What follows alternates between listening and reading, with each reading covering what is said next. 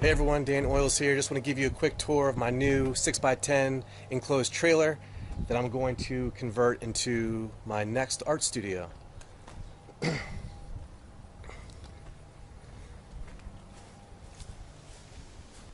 So real quick, before we take a tour inside, I was very purposeful in positioning the enclosed trailer as far to the left as possible in my driveway.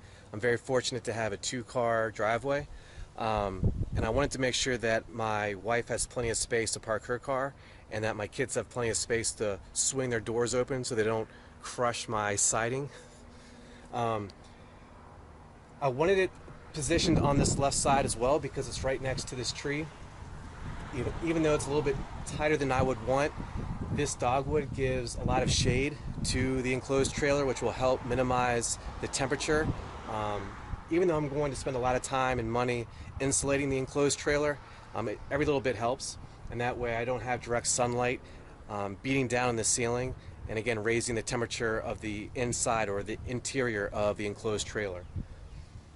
It just so works out that this branch is just shy of this door, so I don't have to worry about it interfering too much. Put a level down. And the reason why we did that is I just wanted to make sure that before my brother left that the trailer was even, so that way we don't have one side that's elevated too high, and that way it just makes for a more functional space. Alright, so this is it. Pretty bare bones. I spent a lot of money getting this ventilation fan installed. And obviously it's not hooked up yet, but that's something that I'm going to do. I'm looking into solar power to generate enough electricity to run that. My brother has a very similar setup at his house. And the way that he has his setup is because it's powered by the sun, whenever the sun is beating down the solar panels, it's running. So I might have something similar. So it's a little bit difficult to walk in here because I have so many materials, but you'll see I have these really large panels of insulation. I'm going to insulate all the sides, the ceiling, the back door, as well as the floor. I have a couple of different types of insulation.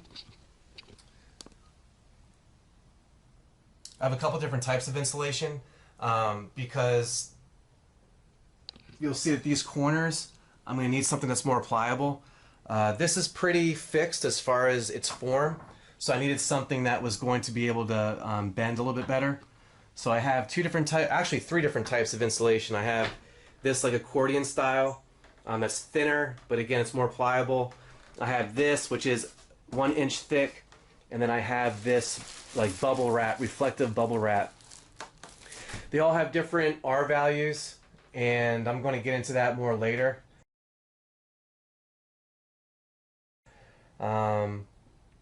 What I'm also planning on doing is taking down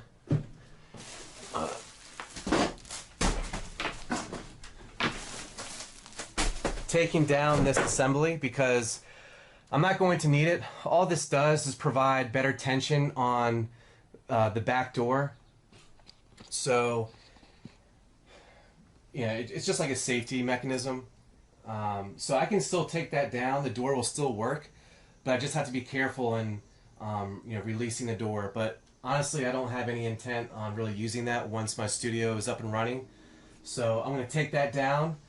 What that does is it gives me like 3 or 4 extra inches of space, which in this type of setup, every inch matters. It's a 6x10, so that's going to be really useful. What else? So just generally looking at this, I know it's kind of difficult to visualize right now. My easel is going to go on that side. Next to my easel is going to be the table. Alright, so the easel is going to go right over there. Next to the easel is going to be my table that I showed you in my very first video. And then I'm thinking about possibly putting an AC unit here. We'll see. I don't know. I'm still kind of figuring out everything. I'm still trying to figure out like where all the electrical wires are going to go, if I'm even going to use electric in this space. But essentially, I do know that the easel's going to be there, the table's going to be here.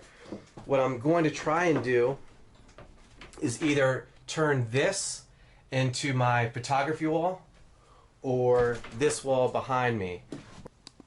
I'm not going to add any color to it because I'm going to need that as a bright background when I'm taking these pictures to add as prints to my website.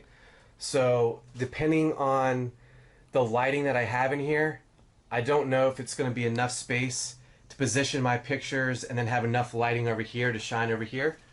So what I'd likely need to do is convert this to my picture space, and that way I can provide lighting behind it. But I'm also thinking about converting this space into my rack, my drying rack for paintings that haven't been sold yet or just waiting to dry before they are sold. So that's kind of the design in a nutshell. I'm super pumped. I've been thinking a lot about this for a while now. I finally had the financial means to spend on this, to purchase this enclosed trailer. I'm still well within budget to do some other things that I don't want to get into too much detail detail yet, because I still have some time left to focus on the bare essentials here, but something to keep you updated as time goes on. So yeah, that's where I'm at right now, and I'll keep you posted. Thanks for following. Make sure to subscribe and stay tuned.